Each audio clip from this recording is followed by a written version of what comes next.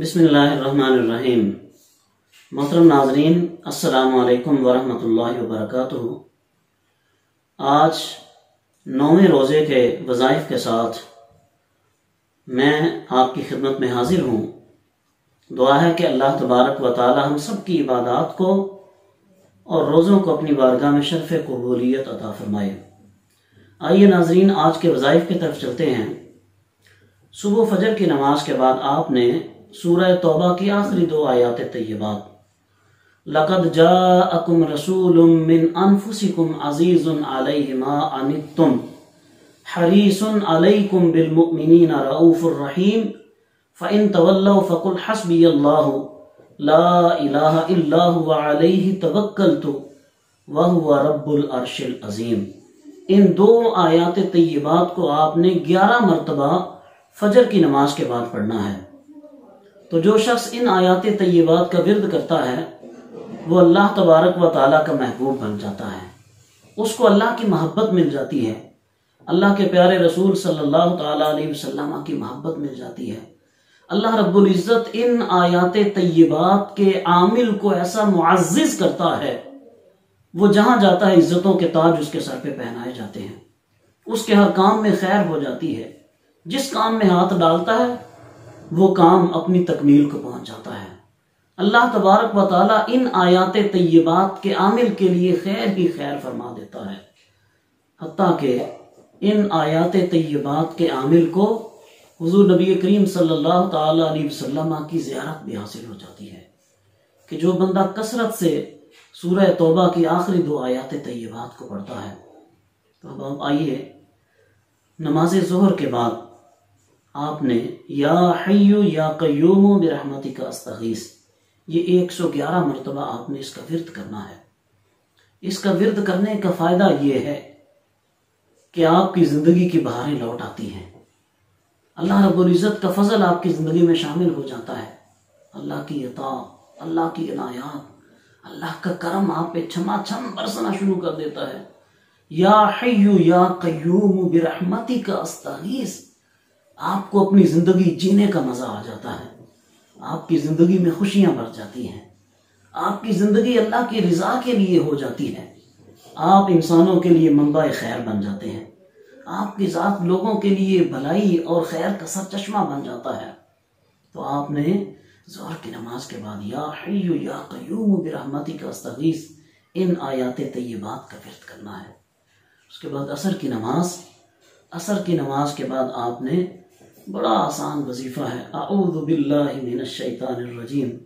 یہ تو ہمارے ماں باپ نے ہمیں پہلے سبق کے طور پہ پڑھایا ہوتا ہے، ہمارے اساتذہ نے جب ہم قرآن کی تعلیم کا آغاز کرتے ہیں تو پہلا سبق وہ یہ دیتے ہیں، اعوذ باللہ من الشیطان الرجیم فاذا قرأت القرآن فاستعذ باللہ، کہ جب بھی آپ قرآن کی تلاوت کریں تو آپ اللہ تبارک و تعالیٰ کی پناہ میں آ جایا کریں، شیطان مردود کی شر سے اپنے آپ کو اللہ کی پناہ میں لے آیا کریں۔ تو ناظرین کرام، آپ نے عصر کی نماز کے بعد اعوذ باللہ من الشیطان الرجیم اس کا آپ نے ورد کرنا ہے 101 مرتبہ۔ احادیث طیبات میں، صحیح مسلم میں، صحیح بخاری میں، ابن ماجہ میں، ابو داؤد میں احادیث طیبات مروی ہیں کہ کن کن مواقع پہ اگر آپ اعوذ باللہ من الشیطان الرجیم پڑھتے ہیں اللہ تبارک و تعالیٰ آپ پہ اپنا کرم فرماتا ہے۔ مثال کے طور پہ اگر کسی انسان کو شدید غصہ آیا ہو تو غصے کی حالت میں اگر اعوذ باللہ من الشیطان الرجیم پڑھ لیتا ہے فوراً اس کا غصہ ختم ہو جاتا ہے۔ 2 شخص لڑائی کر رہے تھے، آپس میں گالم گلوچ ہو رہے تھے، ایک شخص کا چہرہ غصے سے سرخ ہو جاتا ہے، اس کی رگیں پھول جاتی ہیں، کریم آقا صلی اللہ علیہ وسلم ملاحظہ فرما رہے تھے۔ آپ نے ارشاد فرمایا کہ میرے پاس ایسے کلمات ہیں اگر میں اس کو بتا دوں ابھی اس کا غصہ اتر جائے گا۔ اور ایک حدیث طیبہ میں ایک صحابی آ کر عرض کرتے ہیں، یا رسول اللہ صلی اللہ علیہ وسلم، یہ صحیح مسلم کی حدیث ہے، مجھے نماز میں شیطان وسوسہ ڈالتا ہے۔ تو آپ نے ارشاد فرمایا تم 3 مرتبہ اعوذ باللہ من الشیطان الرجیم پڑھ لیا کرو۔ تو وہ صحابی بیان کرتے ہیں اس کے بعد جب بھی میں نے یہ پڑھا اللہ تبارک و تعالیٰ نے شیطان کو مجھ سے دور بھگا دیا ہے۔ اور ایک حدیث طیبہ میں آپ نے ارشاد فرمایا کہ اگر تم رات کو کتوں کے بھونکنے کی آواز سنو، اعوذ باللہ من الشیطان الرجیم پڑھ لیا کرو، اور اگر تم گدھے کے ہینکنے کی آواز سنو، ہنہنانے کی آواز سنو، تو اس وقت بھی تم اعوذ باللہ من الشیطان الرجیم پڑھ لیا کرو کہ اللہ تبارک و تعالیٰ اس وقت تمہیں اپنی پناہ عطا فرما دے گا۔ تو امام ذی وقار اعوذ باللہ من الشیطان الرجیم پڑھنے کی بے بہا برکتیں ہیں۔ انسان کی پوری زندگی اللہ تبارک و تعالیٰ کی پروٹیکشن میں آ جاتی ہے۔ انسان اپنے آپ کو اللہ رب العزت کی رحمتوں کے حصار میں دے دیتا ہے، پھر شیطان کا اس بندے پہ کوئی وار نہیں چلتا۔ آئیے ناظرین، اس کے بعد آپ نے مغرب کی نماز ادا کرنی ہے۔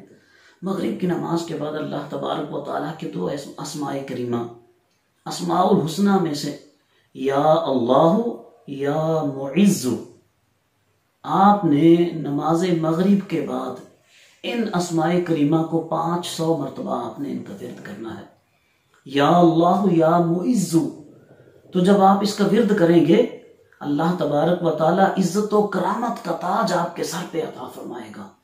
آپ اپنے گھر والوں میں، اپنے رشتہ داروں میں، اپنے بچوں میں، اپنے اہل و عیال میں، دوستوں میں، جہاں بھی آپ جائیں گے آپ کے لیے عزت ہوگی۔ ہر شخص آپ کا احترام کرے گا، آپ کے لیے محبت اس کے دل میں پیدا ہوگی۔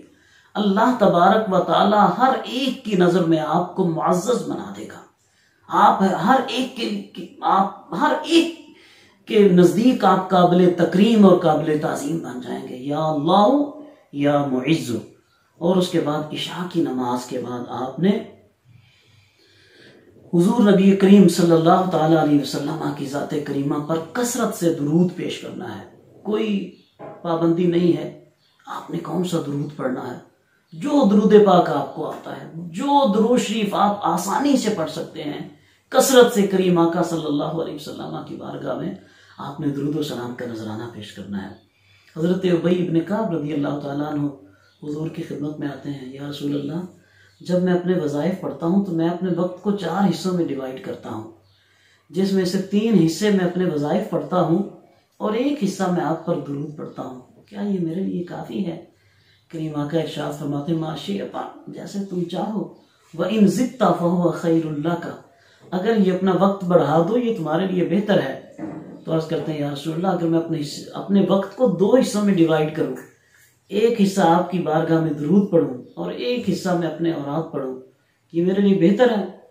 حضور پھر ارشاد فرماتے ہیں ما شئت، جیسے تم چاہو، وَإِن زِدْتَ فَهُوَ خَيْرٌ لَكَ، لیکن اگر یہ تم درود پڑھنے کا وقت بڑھا دو یہ تمہارے لیے بہتر ہے۔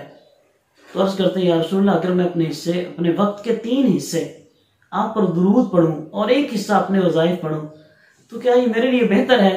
کریم آقا پھر ارشاد فرماتے ہیں ما شئت وَإِن زِدْتَ فَهُوَ خَيْرٌ لَكَ، جیسے تم چاہو، ہاں اگر تم یہ اپنا وقت بڑھا سکتے ہو تو اور بڑھا لو، یہ تمہارے لیے بہتر ہے۔